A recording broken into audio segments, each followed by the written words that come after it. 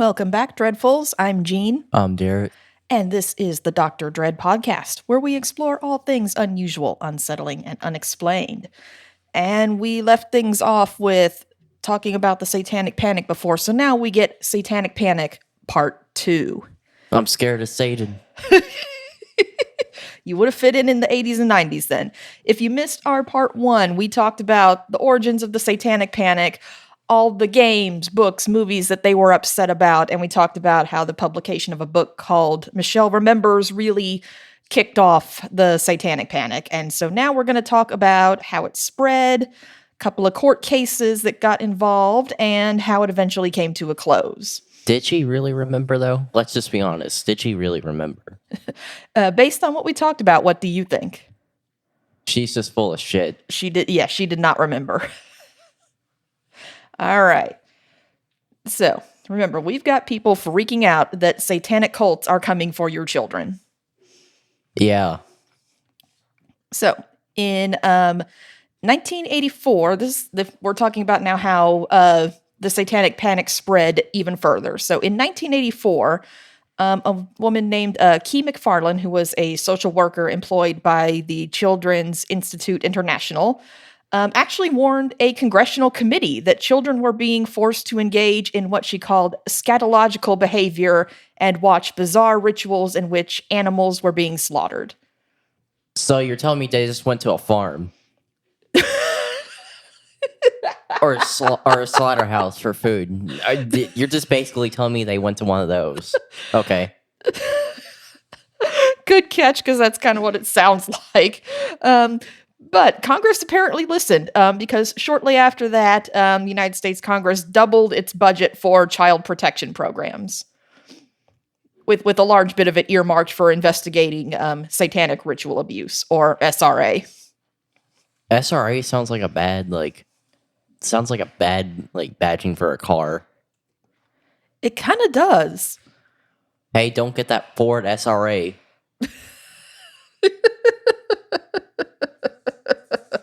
What would it be like? Sport rally, something that starts with an A, Derek. I'm imagining a SRA is is an offshoot of a Crown Victoria. Okay, and I guess SRA stands for Sport Rally. I don't know, something with an A. It's just like a shittier version of Crown Vic. Okay, there you go. All right, so let's see. Or like a Charger, an offshoot of a Charger. Okay, so you're thinking a cross between a Crown Vic and a Charger? When I think about it, I'm really thinking about it now, it just sounds like a bad Charger. Oh, okay. It just sounds like one of the shitty Chargers. Okay.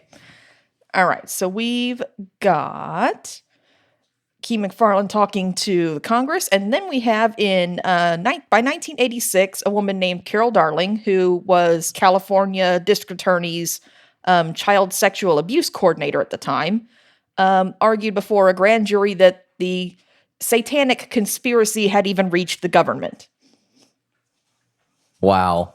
Yes. And her husband, Brad Darling, was giving conferences and presentations about a satanic conspiracy that went back to ancient times that he now believed was resurfacing and permeating American communities. Wow. This guy is just like, he's really sending it. He is. Yeah, it sounds like he was kind of like the ancient aliens guy of satanic cults. He probably looked like him too.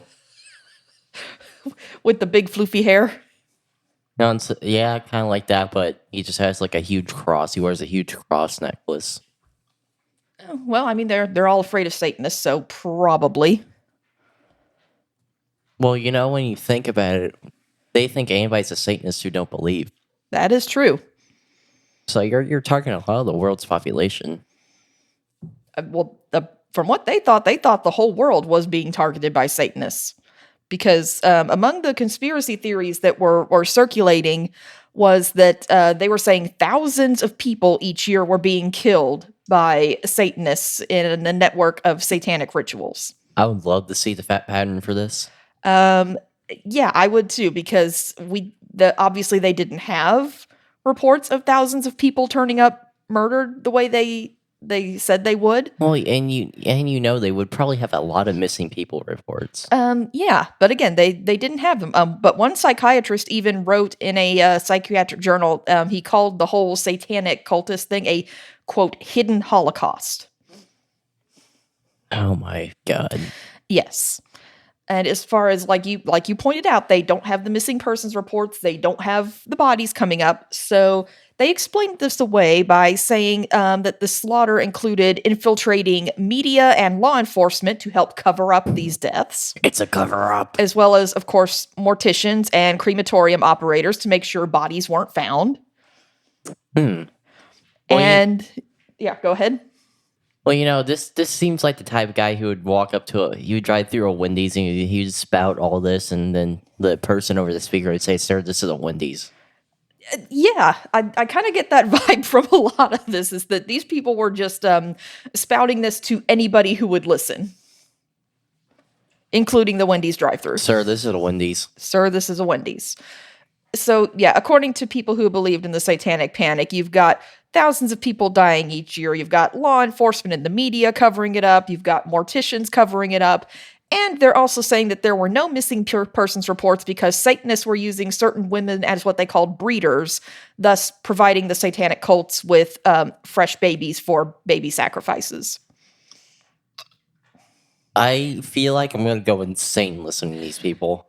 Yeah, this stuff is absolutely bizarre. So yeah, so they're discussing and trying to have everyone believe that you have this whole like worldwide, nationwide conspiracy cover up. And if you know anything about society, it can't keep a secret for anything. Yeah. Sorry, all Illuminati. Yeah, so you have all these people in all these different areas coordinating together to keep this satanic conspiracy a secret, and not one person has slipped up and spilled the beans. Well, you also know it's kind of like the people who believe in the Illuminati. Yes, them too. This is almost like a more rugged version of Alex Jones. Alex Jones would have loved these guys. Yeah, probably.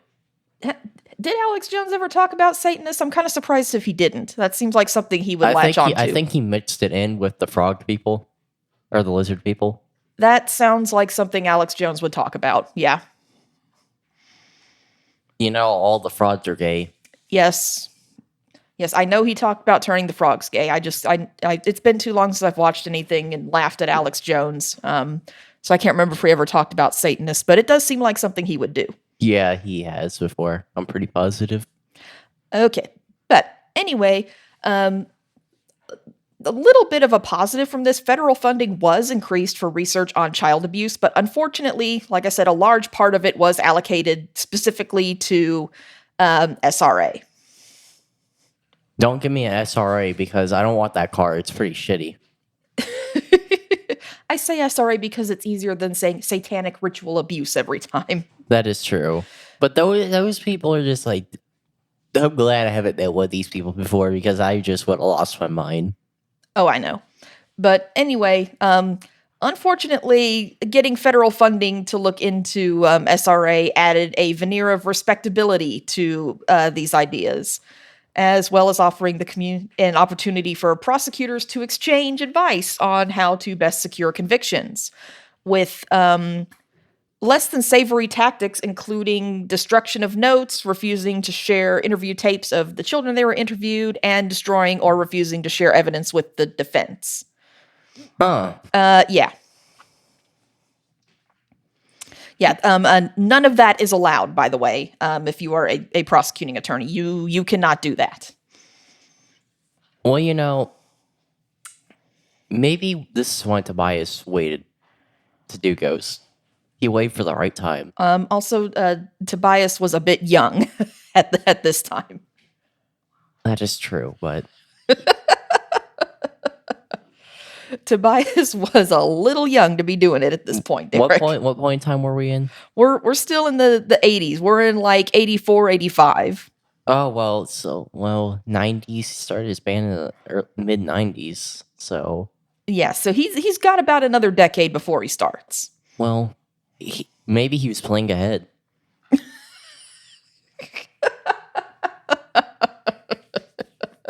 Well, I wouldn't be surprised if all this stuff influenced him in some way, because this stuff did make it elsewhere in the world besides the United States. We'll talk about that in a minute. Oh, great. Oh yes. But anyway, had proof been found of this ridiculous satanic ritual abuse conspiracy, it would have been the first occasion where an organized and secret criminal activity had been discovered by mental health professionals. Whoa. But it wasn't there. Of course it wasn't. No. It never existed. No. So remember, we talked about last time, you have the evangelical Christians already promoting this stuff through the media. And by this point, the mainstream media was really getting a hold of it, because in 1987, Geraldo Rivera produced a national television special on the alleged secret cults. I found it on YouTube if you want to watch the whole thing. It was called Devil Worship: Exposing Satan's Underground. Satan's Underground, like I said earlier, just sounds like he's making people work for SoundCloud. He's just getting SoundCloud bands out there. Or he's just running the New York subway. Could be. That's why he's underground. He's just trying to run the New York subway system. Leave him alone. What if they were looking for this underground people's basements, but they should just look at the New York subway the whole time? Yeah. That's why nobody's ever caught, because they were looking elsewhere. They were getting too deep. They were looking in the wrong place. They should just looked in the subway. But anyway, in this television special, he said, estimates are that there are over 1 million Satanists in the United States, and they are linked in a highly organized, secretive network. So he jumped on the bandwagon with this secret national conspiracy stuff. I've never met a Satanist in my life. You know, I don't think I have either. So he's full of shit. I have. Oh, Rick has. I knew one in high school, like a legit one. Like a true Church of Satan, Anton LaVey Satanist? Yes. Cool. well, all my friends' parents were religious nuts, so kind of didn't have an opportunity. Yeah, unlikely to have found them. But anyway, I went and watched part of this Geraldo Rivera special, and this was in his introduction to the whole thing. After he'd said, who they're going to interview, including like the parents of the McMartin Preschool case, which we'll talk about in a minute. Some people who claim to be Satanists, people who claim to be victims. So he talked about who they'll interview on the show, and then here's what he said. He said, they'll help us understand this force that exalts evil and darkness. We'll be asking why. Why does it exist? And why does it appeal to so many vulnerable people, especially the young? Now, the very young and impressionable should definitely not be watching this program tonight. This is not a Halloween fable. This is a real-life horror story, and it will give small children bad dreams. As for teenagers and their parents, we hope you are watching, because it's teenagers who are most likely to fall under the spell of this jumble of dark, violent emotions called Satanism, and in some cases be driven into committing terrible deeds. Ugh, I see Satan.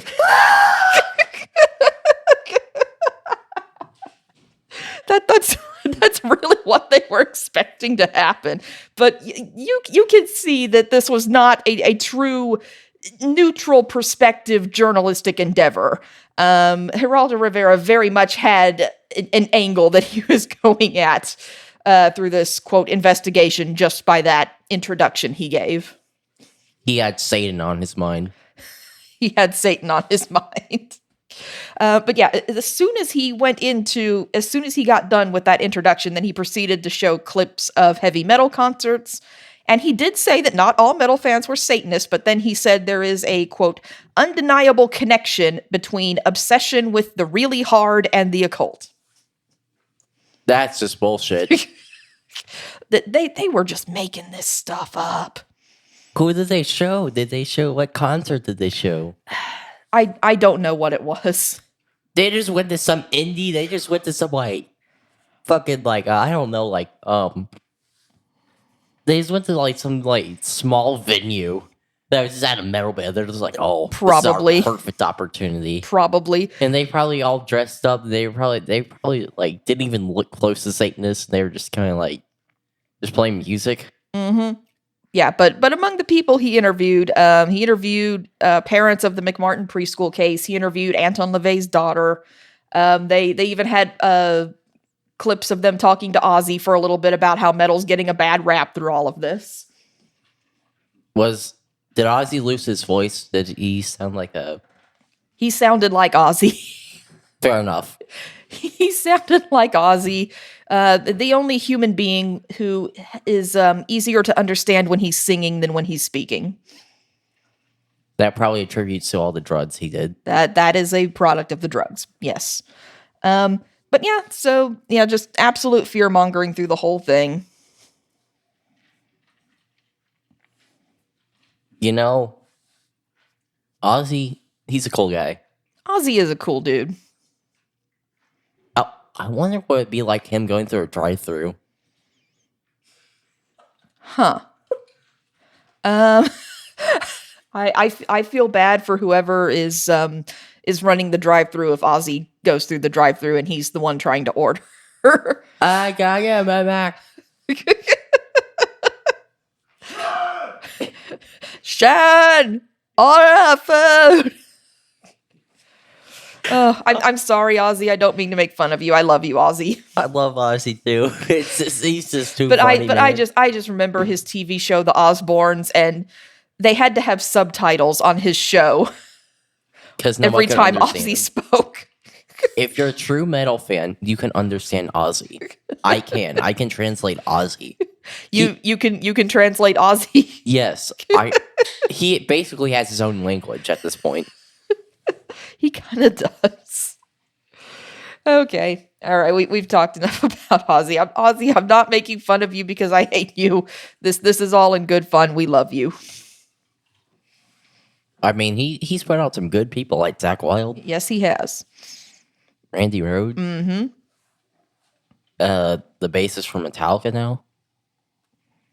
You know your stuff. Yeah.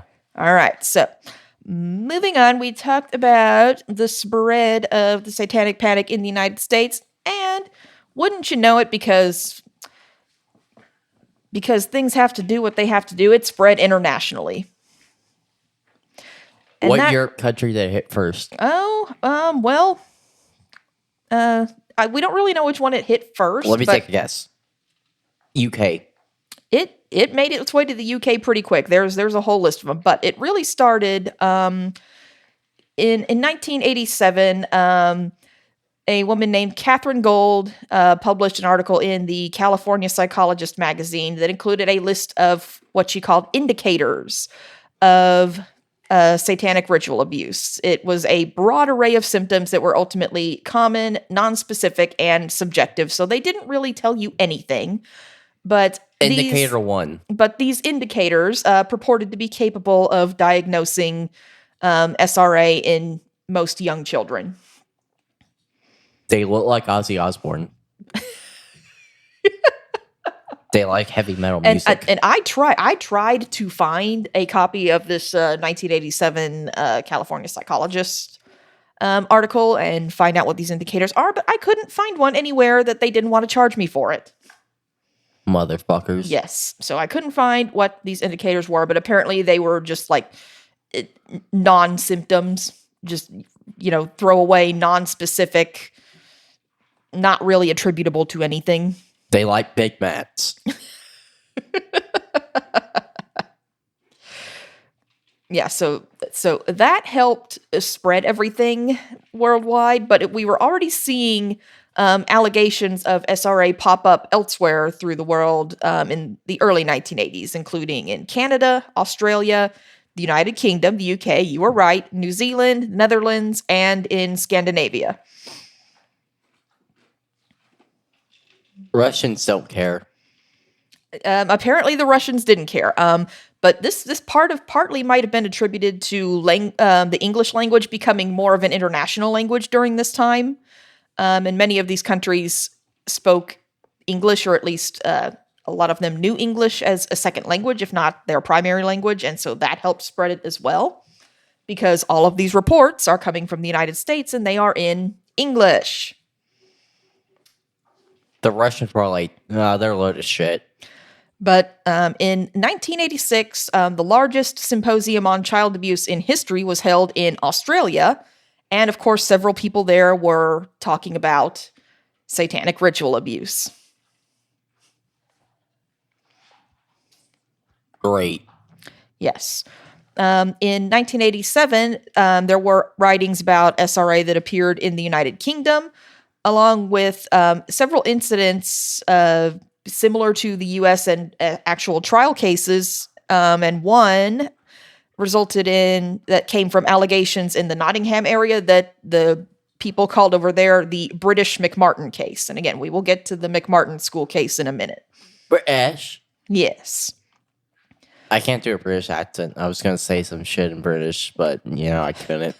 In British, British isn't a language. I know. That's on me.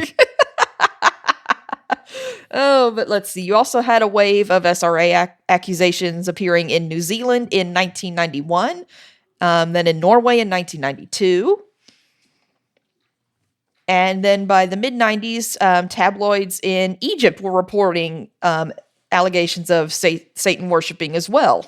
Well, that's just weird. Yep, and they also were associating it with heavy metal music and role-playing games. What, did they go into a fucking mosh pit or something?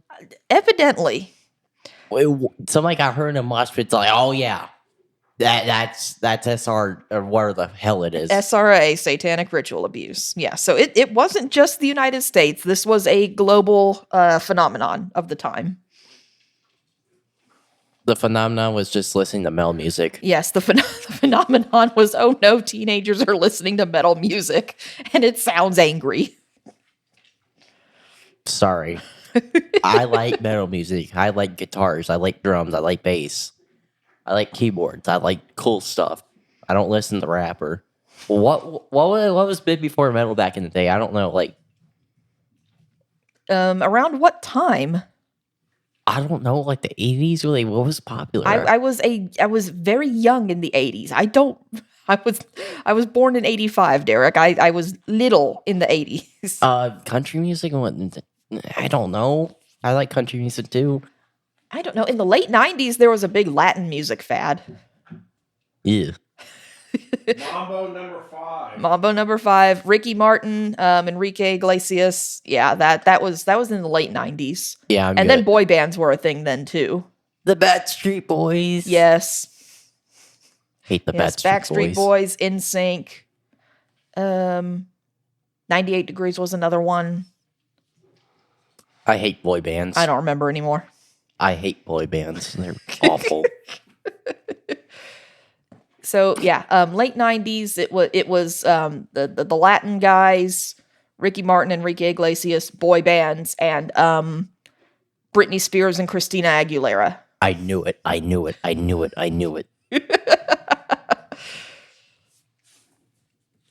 don't like K-pop either. I'm gonna get a lot of heat for not liking boy bands and K-pop. I don't care.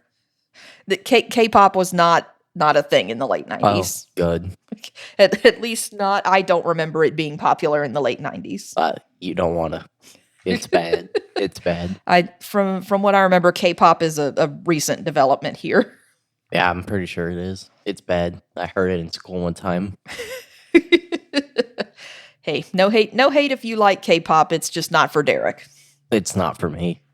It must have at least guitar in it, but. All right. So, spread throughout the rest of the world in the 80s and 90s. And incidentally, in 2021 and 2022, there were reports done by Swiss television journalists Ilana Stampfli and Robin Rehman. I hope I'm pronouncing those right. And they found that conspiracy theories related to the Satanic Panic were still found in various groups of individuals in Switzerland. Some of these people including teachers, psychotherapists, high-ranking police officers, and physicians. So there are people, even in other countries, who are still being influenced by this stuff. Where's Tobias from? Is he from Switzerland? Or Sweden? No, he's from Sweden. No, this was in Switzerland. Well, he talked about in an interview one time that he had a teacher that was like huge on not liking Satanists. Yeah, well, it did. Remember, I talked about it. This stuff did spread to Scandinavia in the 80s and 90s. So that makes sense. Yep. So, like I said, it would not surprise me if Tobias was very much influenced by this. Yeah, it adds up. So, anyway, now we're going to talk about some of the real life consequences of the Satanic Panic with the legal cases. So, real life stuff that happened as a result of this. Half-life, full life consequences.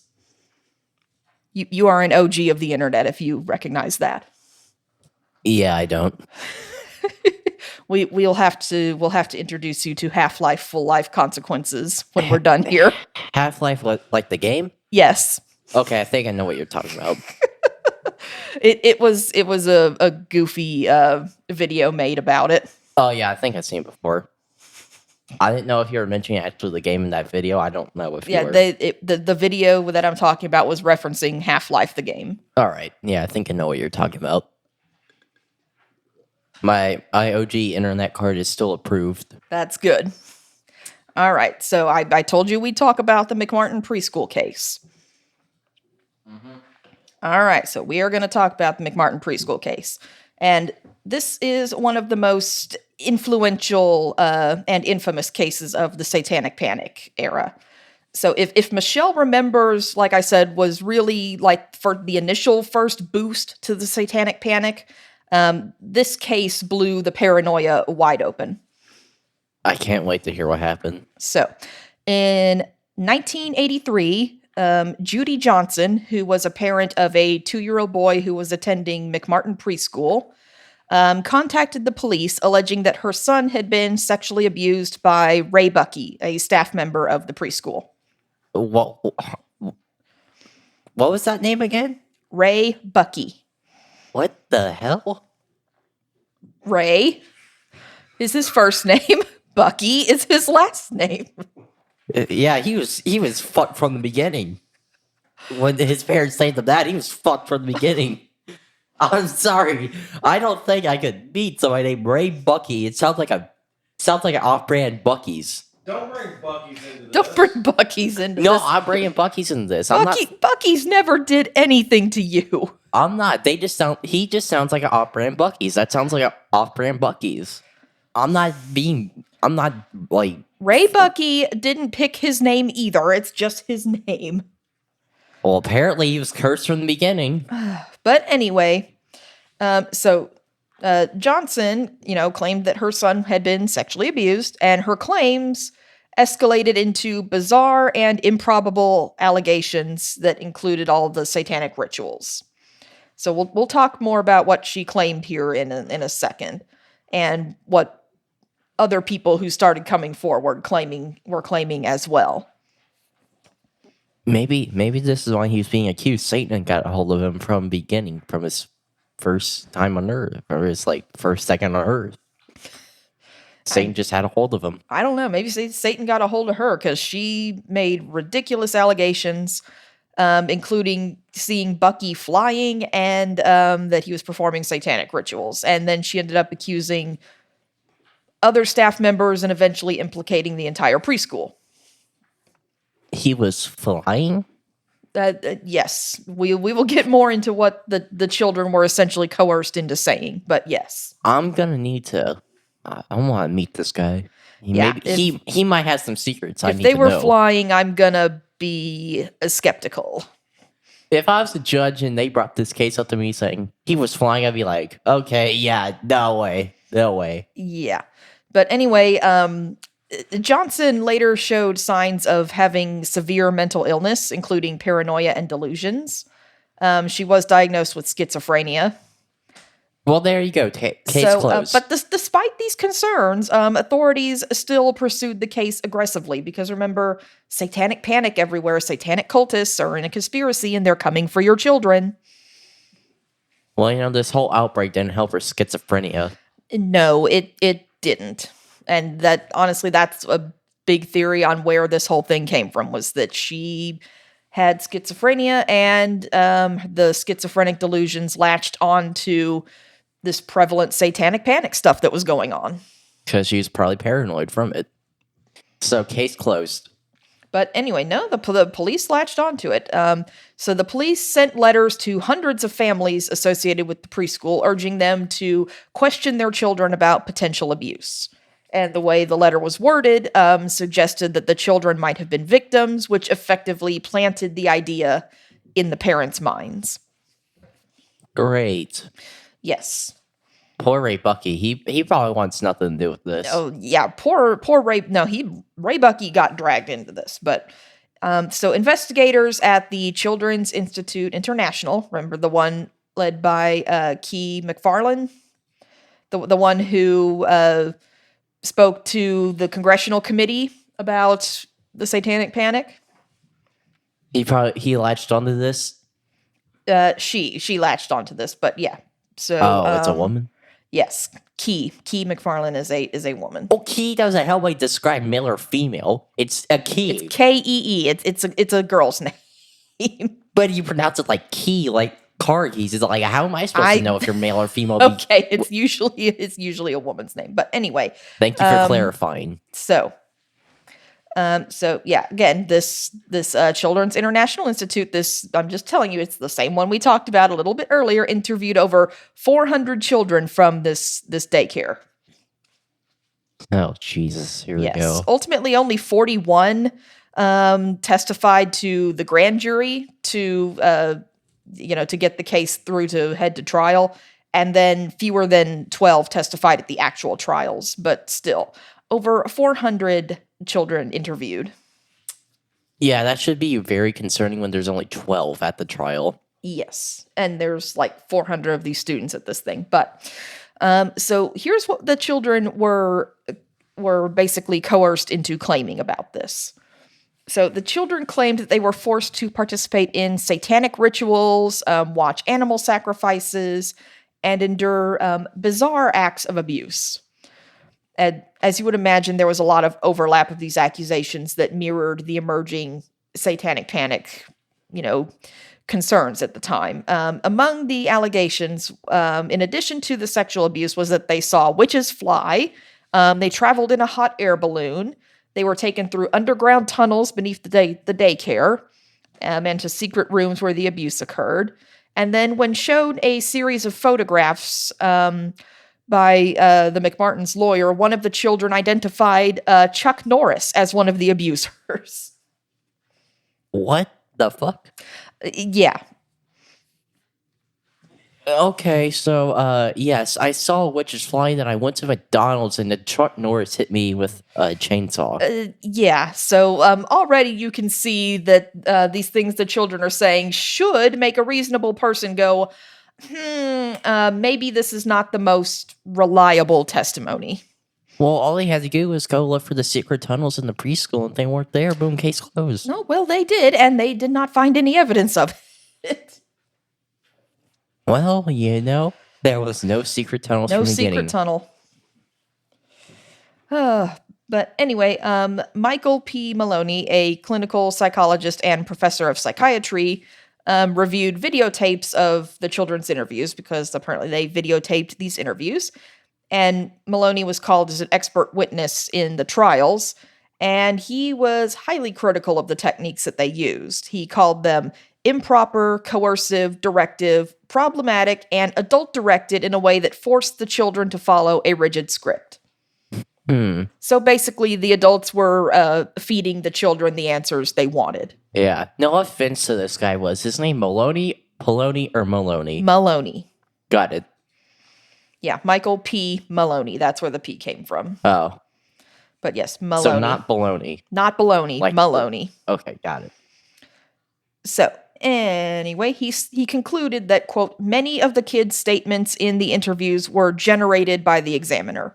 So again, like I said, the kids were basically prompted and told what to say. All right, we're going to give you a piece of candy if you say this. All right, got it. Deal. Actually, he did claim that kids were being rewarded for, quote, correct answers. Oh, I knew it. I knew it.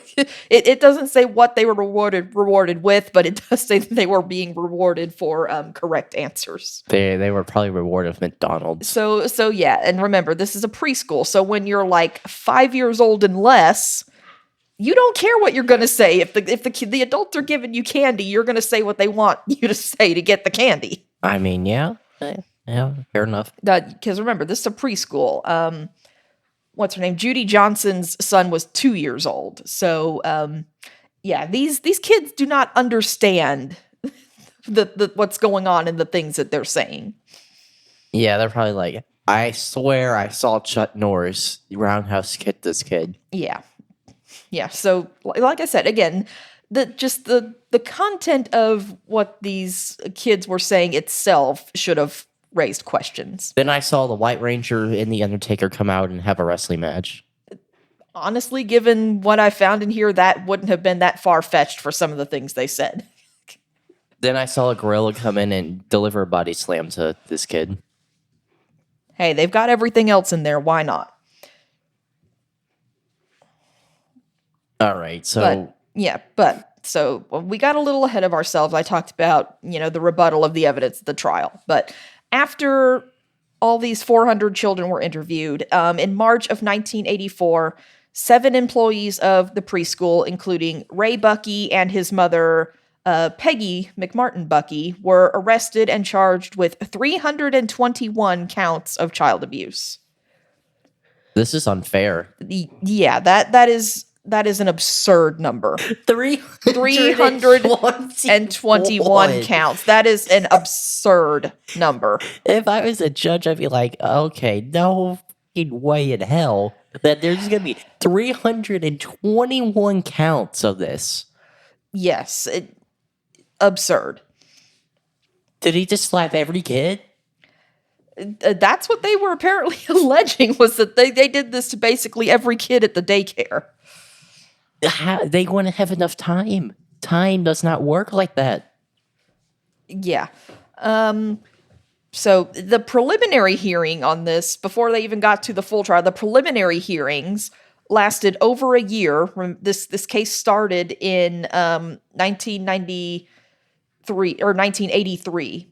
Just the preliminary hearings lasted over a year.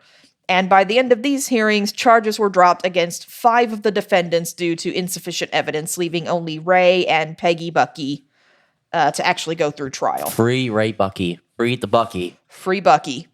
So the trial began in 1987 and lasted until 1990. So from its inception in 1983 until 1990, the whole thing lasted 7 years. So is Ray freed?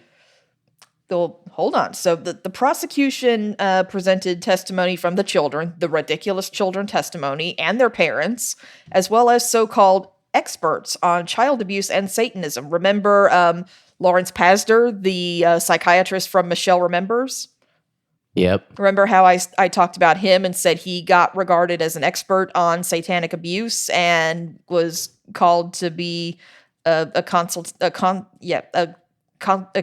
expert and help out in these trials? He was called in as an expert on this trial. He's like, Ray Bucky, I've met this guy before. I swear I saw him fly on a chicken nugget. On a chicken nugget.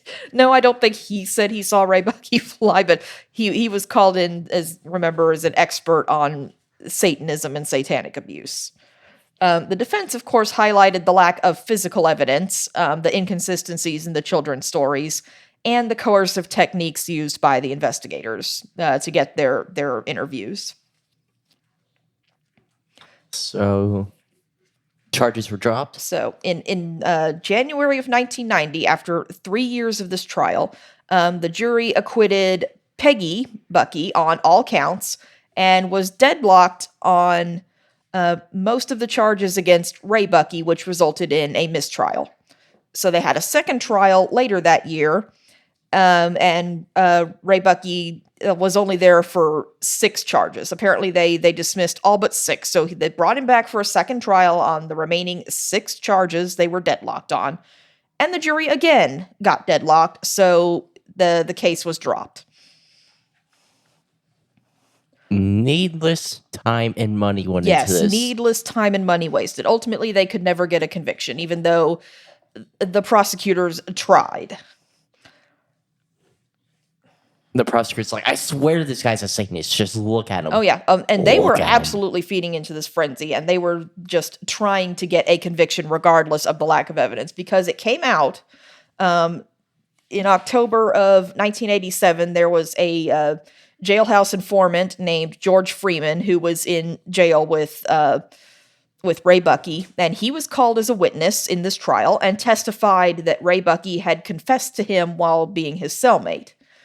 Well, Freeman later attempted to flee the country and confess to perjury in a series of other criminal cases he was involved in exchange for favorable treatment. And he basically said, yeah, I in order to guarantee favorable treatment in these other cases I was involved in, I agreed to testify in the McMartin case, and that was all a lie. I guess game is game. Yeah, so they the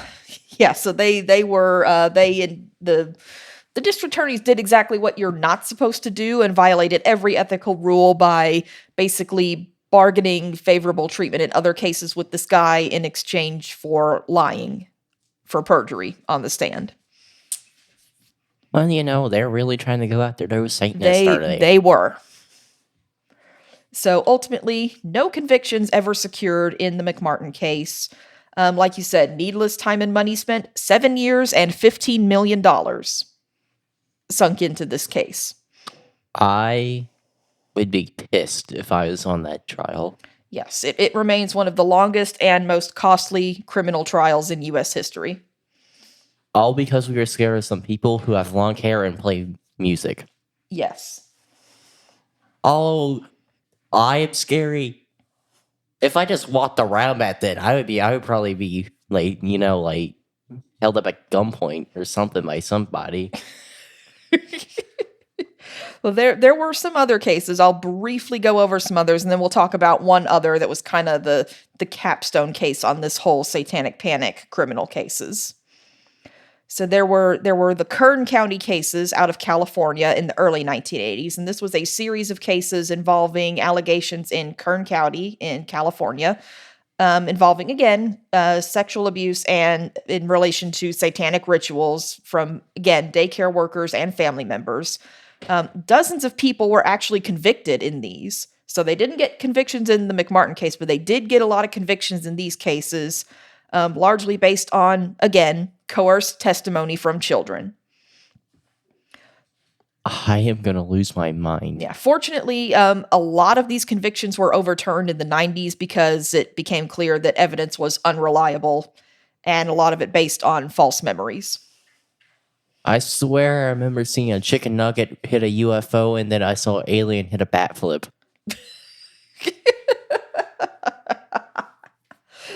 I swear I saw it. I had to recover my memories. Yep. Let's see. Then there was the We Care Nursery School case out of New Jersey. That was in 1985 and 1986. What was that? We WEE. We as in small. All right, taking notes here. We Care Nursery School. Yeah, I'd be skeptical going to that. But anyway, a teacher there named Margaret Kelly Michaels was accused of sexually abusing children in relation to satanic cults.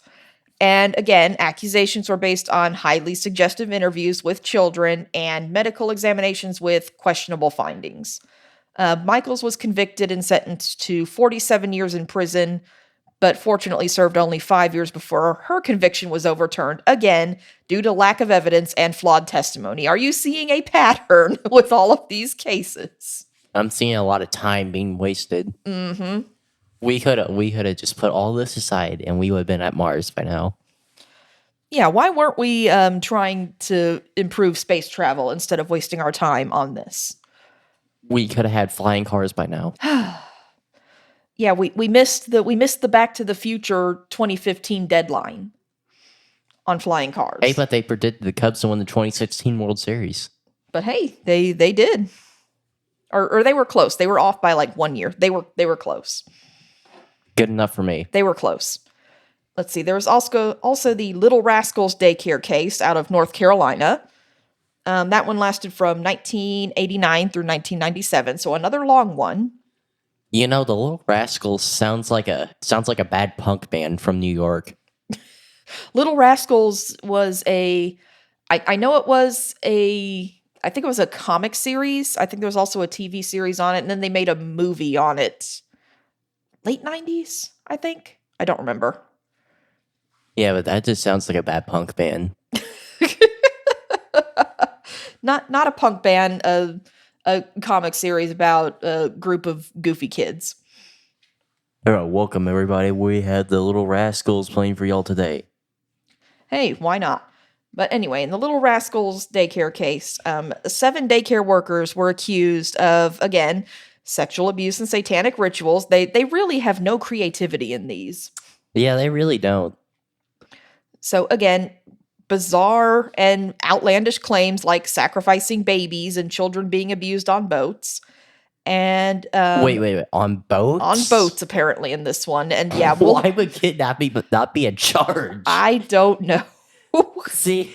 Yeah, but see, none of this makes sense.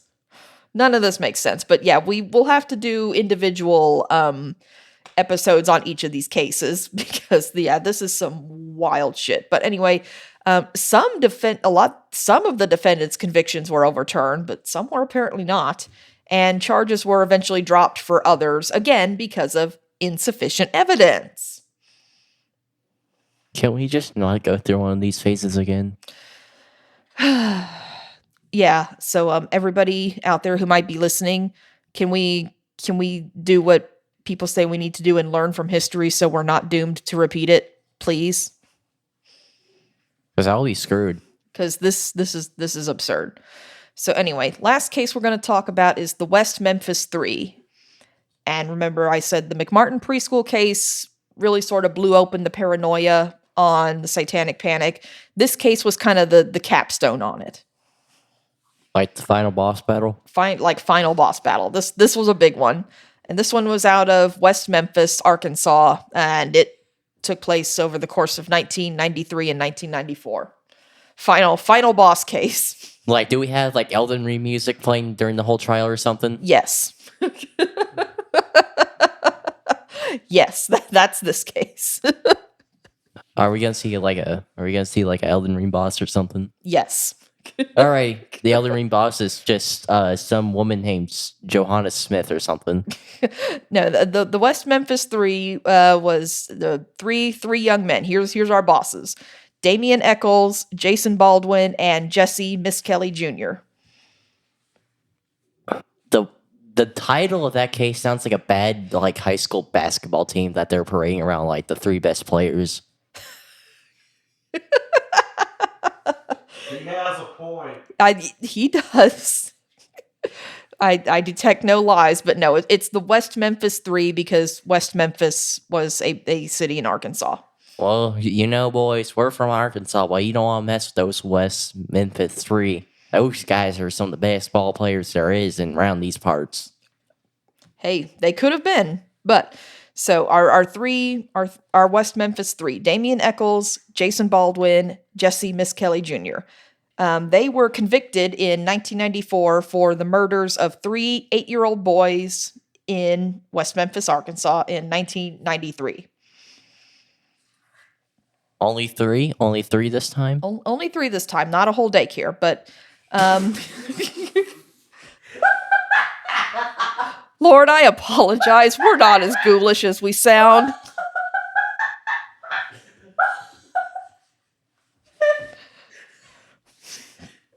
That's really bad. Only 3, not a whole daycare. Yes, I know. Lord, I apologize. We are not as ghoulish as we sound. But remember, every other case we've talked about has been like a daycare. That is fair. Oh my god. I thought I was bad. You're worse. Hey, you're the one that said only 3 first. Yeah, only 3? There might have been more evidence. There might have been more people. Then you said only 3, not whole daycare. I didn't mention a fucking daycare. No, but the other cases did. Okay. Again, I promise we are not as ghoulish as we sound right now. I know we're not helping our case. But yes, the three 8-year-old boys, Steve Branch, Christopher Byers, and Michael Moore, were reported missing in May of 1993. Y'all motherfuckers need Jesus. I'm good. Well, we are talking about the Satanic Panic, so we might. I'm good. I'll take a pass on that. But anyway, their bodies were found the next day in a wooded area near a drainage ditch. They were tied up with shoelaces and showed signs of physical violence.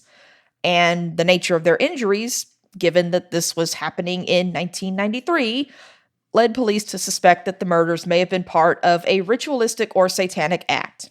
Even though there was no evidence supporting that. Are you sure they didn't hop in a van? Who, the 3 8-year-olds? Yeah, are you sure they didn't get bribed with free candy and ended up in the woods? We don't know. We don't know what happened to them, unfortunately, because another consequence of the Satanic Panic, they spent too much time looking at the 3 boys who were convicted instead of actually finding out who did it. Yeah. You know, why does the devil always get blamed for everything? Because it's easier to blame the devil than to have people actually do their job and figure out what's going on. Like we do this to ourselves, it's not the devil's fault. No, it is not the devil's fault. But, yeah, like I said, the crime scene had no indications of satanic ritual. There was no forensic evidence linking the crime to any specific individuals. But still, it was 1993. The Satanic Panic was roaring, and the town was already feeling tense due to the growing fears of satanic cults. And so the police investigation turned to local youth culture, which they perceived as either, quote, goth or satanic. Are you kidding me? We're just gonna throw. Oh yeah, Oh, those boys. Oh, they had to do it. I am not kidding. So the investigation quickly focused on a few local teens who were kind of outsiders and considered strange by the rest of the community. So Damien Eccles, one of them in particular, was targeted because he just happened to be interested in the occult and had a reputation for being a bit rebellious. What if he also just didn't want to, deal with people's bullshit? What if he just wanted to have peace? Yeah. He just happened to have an interest in the occult. He's why is everybody freaking out about this? He was doing his own investigation. Yeah, he's not bothering anybody. But so Jason Baldwin and Jesse Misskelley Jr. also ended up getting arrested and implicated. And we will talk about that in a minute, because Jesse Misskelley, who was 17 at the time, was interrogated for several hours without an attorney. Illegal as shit, by the way, with a minor. He was interrogated without an attorney present and under highly coercive conditions. And he was also said to have had an intellectual disability and was considered, a vulnerable person during an interrogation. So again, illegal as shit, interrogating him like that without a parent or attorney present. But did that stop them? No, of course not. This sounds like they should drop the charges because, we're gonna interrogate a minor without attorney or parent present. Yeah, just in all ways around, it's already all kinds of wrong, because they're interrogating this poor kid with an intellectual disability, no attorney present, no parent present. You have 3 8-year-old boys who were murdered, and they're just focusing on these teenagers who are just kind of, just like the town weirdos, instead of actually doing their job and trying to find who killed these boys. What if this was the Nets' biggest band and they just stopped them from being like the Nets' biggest band in the world? Yeah, who knows? Maybe we could have gotten an earlier version of Ghost. Probably not. Probably not, but you never know. So, despite initially denying his involvement, Miss Kelly eventually gave a confession that was riddled with inaccuracies and contradictions. Because he was coerced into doing it. His statement changed several times during the interrogation, and he even implicated details of the crime that were later found to be false. Kind of happens when you coerce somebody into a confession over something they didn't do. Would it be bad if I just kept saying, no, I did not do it? No, because if you didn't do it, that's what you should say.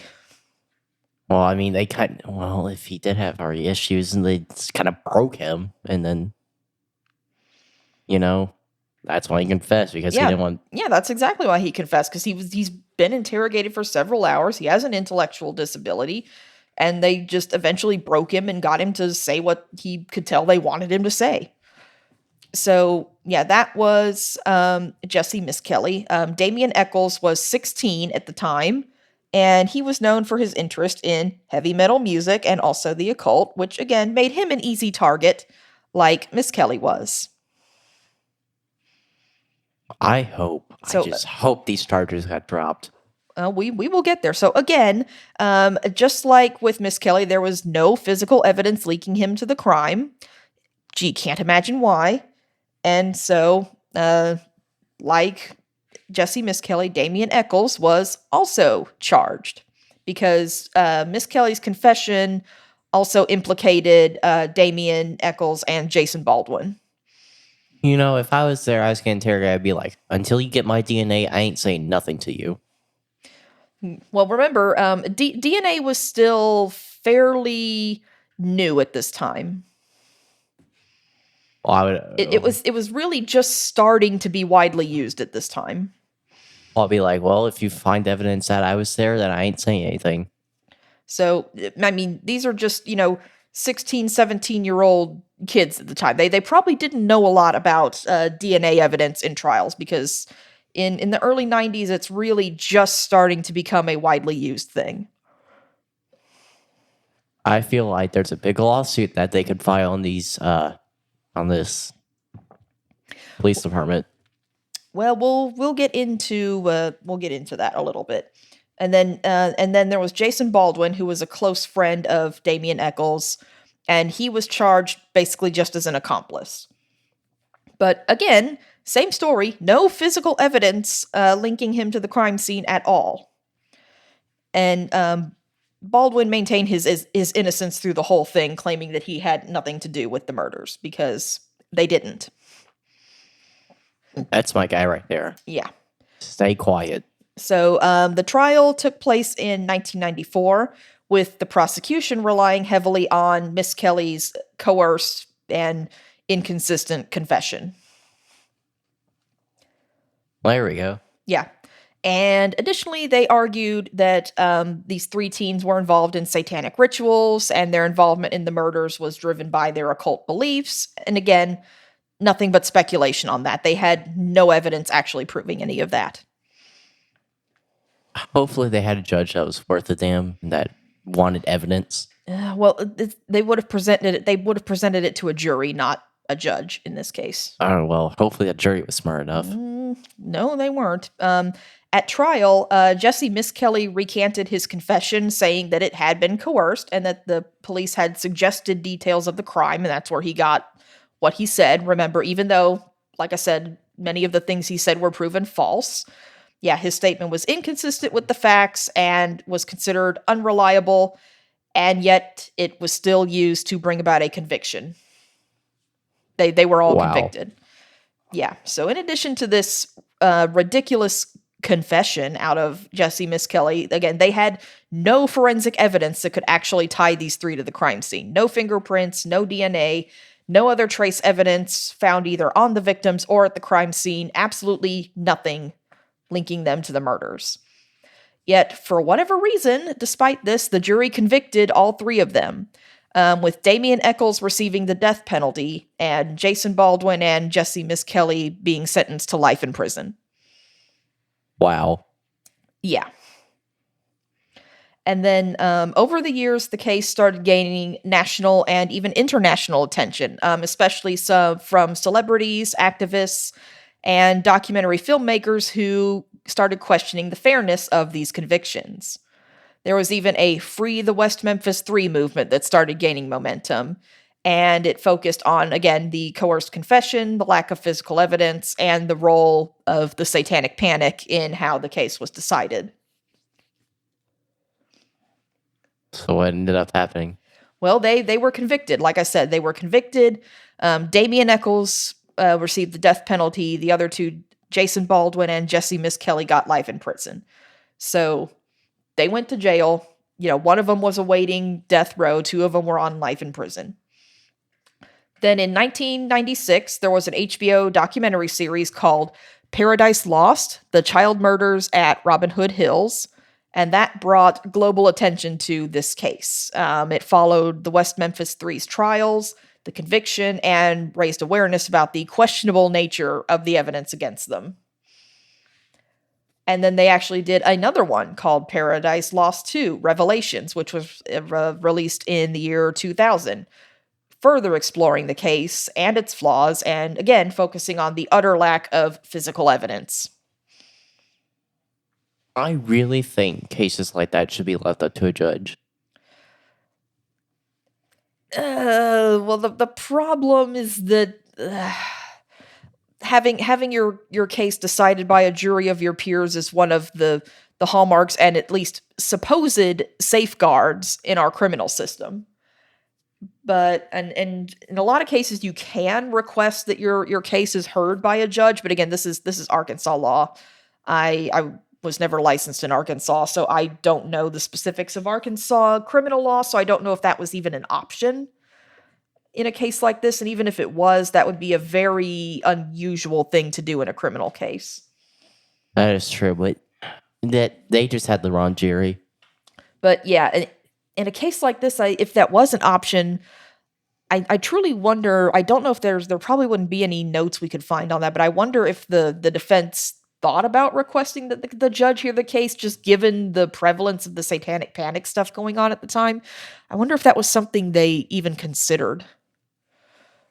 That would be interesting to know, and I have no idea where I could find anything that would tell me their thoughts on the process at the time.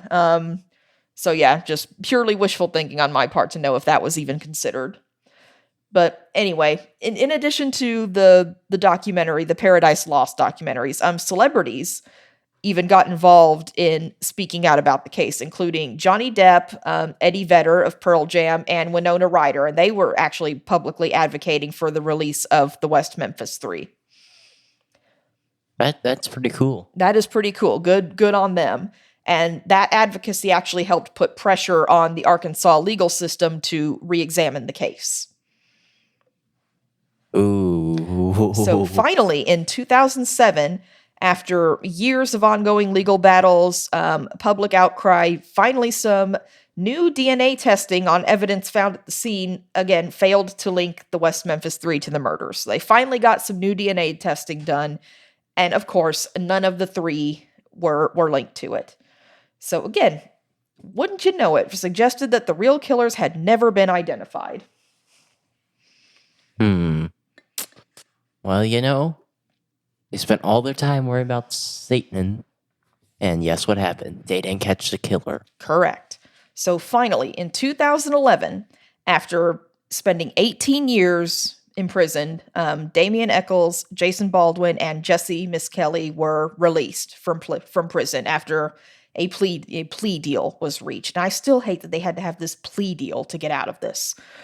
So they took a plea deal known as an Alford plea, and I'll talk about an Alford plea in a minute. It's a really bizarre legal thing that honestly doesn't make a lot of sense and is questionable on whether it should even exist. But it allowed the three of them to maintain their innocence while still acknowledging that there was enough evidence for a conviction.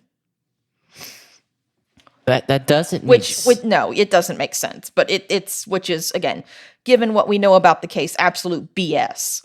So, but it technically allowed them to go free and yet be convicted while still maintaining their innocence.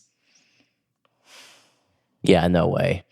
Yeah, so an Alford plea, like I said, is treated as a guilty plea for sentencing purposes, yet allows the person making the plea to maintain their innocence. It's similar to a plea of what we call nolo contender or no contest, but it's different because the Alford plea unambiguously maintains that they are innocent, while the nolo contender plea simply says, I'm not admitting guilt or innocence either way. It's basically saying, okay, yeah, you're innocent, but you still did it. It's like, Yes, it makes no sense. But the Alford plea originated in a 1970 Supreme Court case where a man named Henry Alford was indicted for first-degree murder. And even though he maintained his innocence, he was aware that there were witness statements and evidence that wouldn't go well for his case and would, basically convict him. So, kind of stuck between a rock and a hard place, Alford made history with this plea deal. When asked if he wanted to plead guilty, he answered, here's his quote, I pleaded guilty on second-degree murder because they said there is too much evidence, but I ain't shot no man, and I take the fault for the other man. We never had an argument in our life, and I just pleaded guilty because they said if I didn't, they would gas me for it, and that is all. I'm not guilty, but I plead guilty. wow. Yeah. And so, like I said, this Alford plea makes no sense whatsoever. It basically gives the prosecution a way to mark a conviction in their books, yet the accused still maintains their innocence and gets to go free. It makes no sense whatsoever. But in the West Memphis 3 case, the Alford plea effectively ended their case, really leaving, but still, unfortunately, the actual murderer of those 3 boys is still out there. They never found anything. And instead of just dismissing the case like they should have, especially when the new DNA evidence came up, Arkansas still insisted on keeping them around, but, whatever. They got screwed over. The West Memphis 3 is an absolute disaster dumpster fire of a case. That should have never happened. I'm going to sound like Trump for a second. That should never happen. This should never happen. In this case, that is right. It should never have happened. So with the West Memphis 3 case, by this point, we fortunately are kind of starting to see the decline of the Satanic Panic. So by the time we get around to the 90s, media coverage of satanic ritual abuse and the Satanic Panic in general is starting to turn more negative. And you can say that the Satanic Panic really kind of ended by 1995 in the mid-90s. The release of the TV series on the one we just talked about, brain not working, on the West Memphis 3, and also the HBO. There was an HBO made-for-TV movie about the McMartin Trial that we talked about.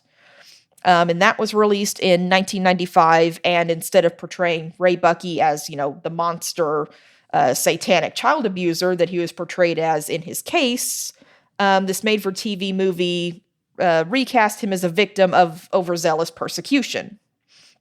Which, wow, is exactly what happened.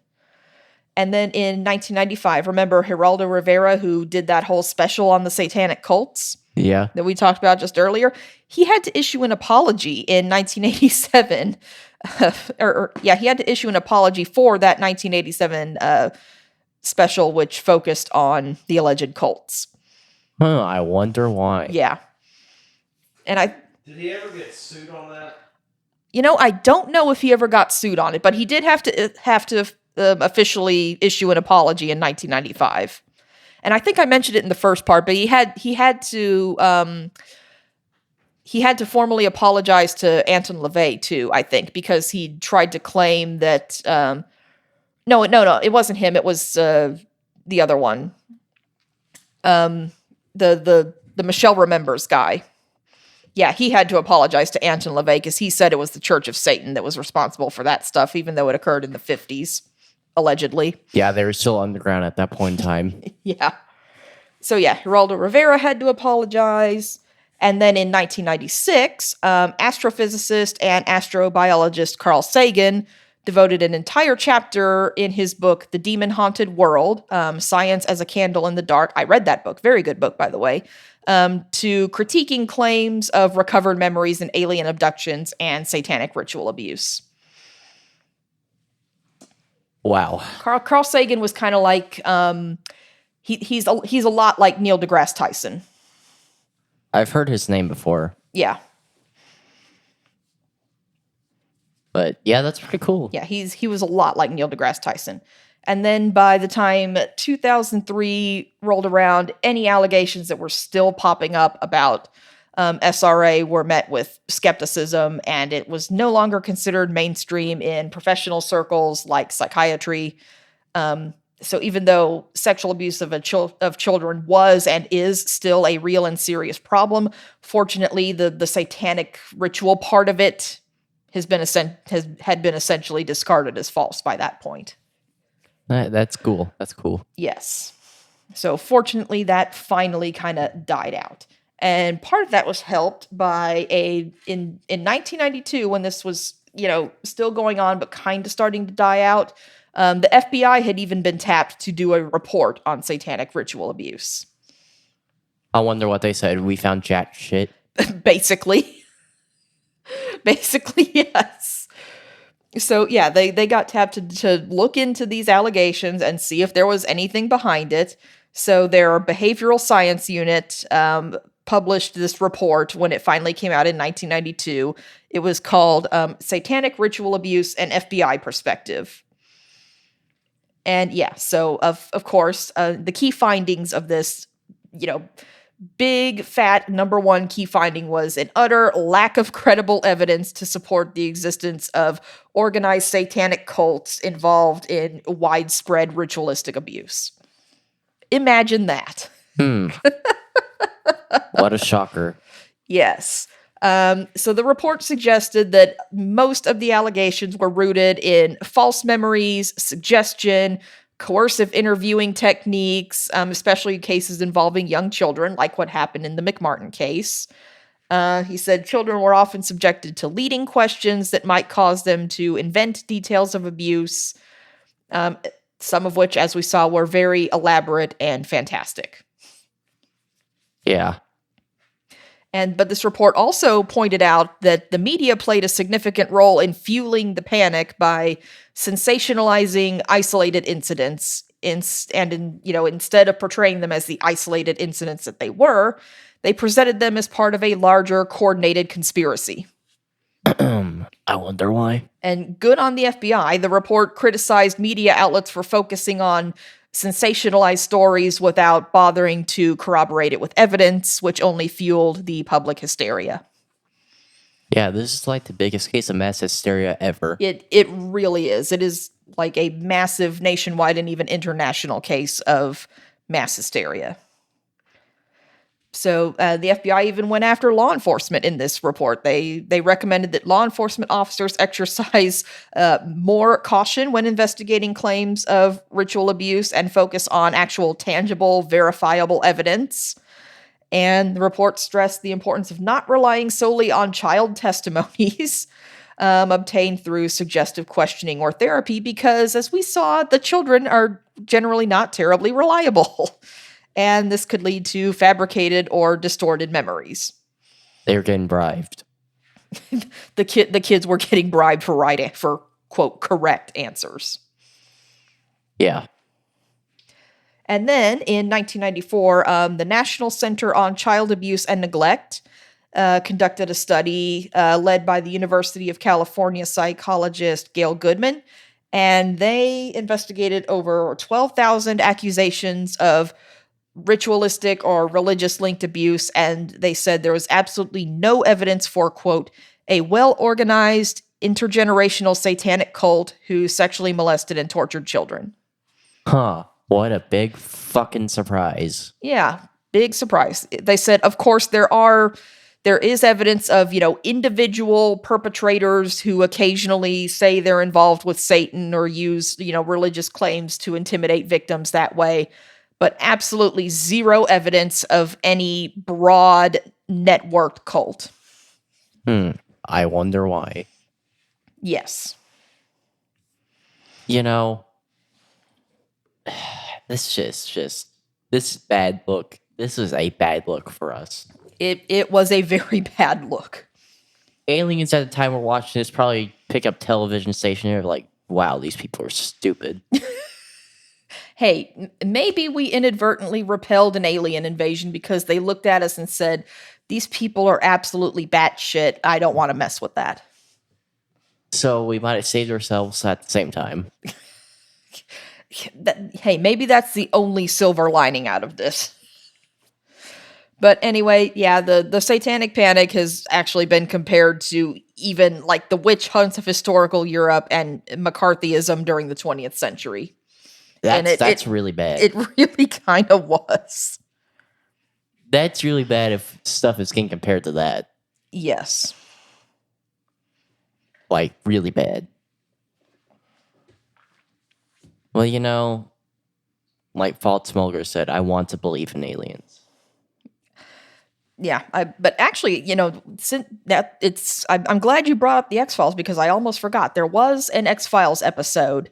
I forgot what season it's in, but Mulder and Scully get sent out to this little town, I think, to investigate like a rash of like teenage suicides, I think it was. I don't know. I can't remember exactly why they ended up out there, but it turns out that the kids they were investigating were displaying, were coming back and saying, "Oh, I'm suddenly getting all these memories back of these horrible satanic rituals that happened to me."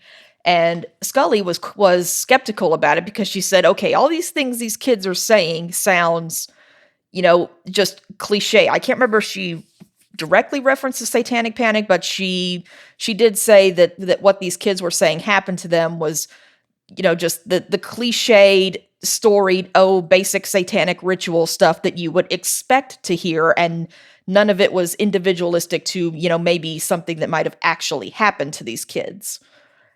Of course, being an X-Files episode, it turned out that the small town actually was, the basis of a cult, except it was all the adults, and they actually had summoned a demon and ended up being the substitute teacher at the school, but that's beside the point. Yeah, the point is that at some point Scully did say that the stuff the kids were saying was the exact type of stuff you saw in the Satanic Panic. The scripted, cliched, we don't know what else to make up, so we're going with what everybody else said descriptions of satanic cults. Season 2, episode 14. Thank you. The Hand of Satan. It's German for the Hand of Satan. Thank you. Yes, that was the one. Thank you. My favorite X-Files episode of all time is the Cops episode. That was a good one. So good. That was a good one. Well, I'm going to leave you on my favorite quote from the X-Files. I want to believe. Hey, that's a classic. But anyway, so yeah, that fortunately was the end of the Satanic Panic. Yeah, pretty cool.